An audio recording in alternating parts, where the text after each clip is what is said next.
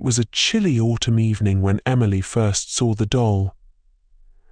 She and her mother were rummaging through an old attic in the family's ancestral home, a sprawling Victorian mansion that had stood for generations.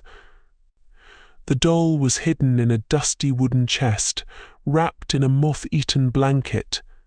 Its porcelain face was cracked, and one glass eye was missing, but its clothes were oddly pristine, a lacy dress that looked almost new. Emily's mother warned her to leave it be, but Emily was entranced. She took the doll to her room, placing it on a shelf above her bed. That night, she had the first nightmare. In her dream, the doll's eyes glowed red, and it whispered her name in a voice that echoed through the darkness. She woke up in a cold sweat, but the doll was just as she left it. Over the next few days, strange things began to happen.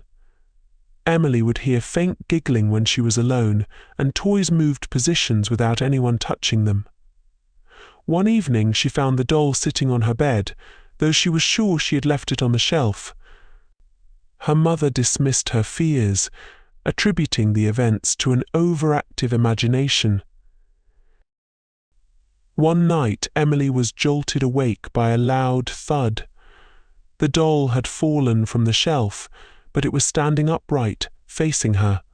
The room grew cold and Emily felt a presence. She tried to scream, but no sound came out.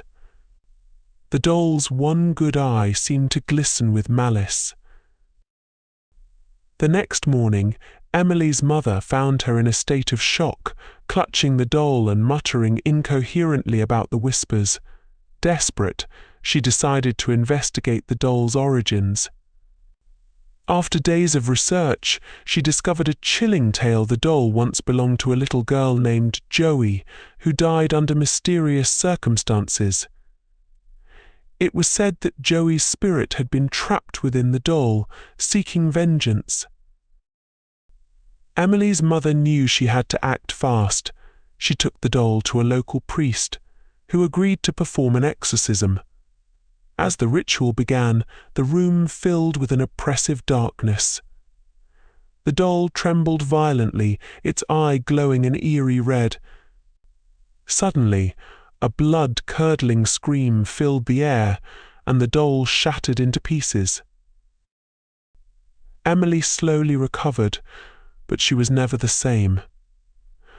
The nightmares ceased, but the memory of the doll's sinister presence lingered. The house, once a place of comfort, now held a shadow of dread. They moved out soon after, leaving the mansion and its haunted history behind. But late at night, in the stillness, Emily sometimes swore she could hear faint giggling and a whisper that sent chills down her spine. "Emily, I'm still here.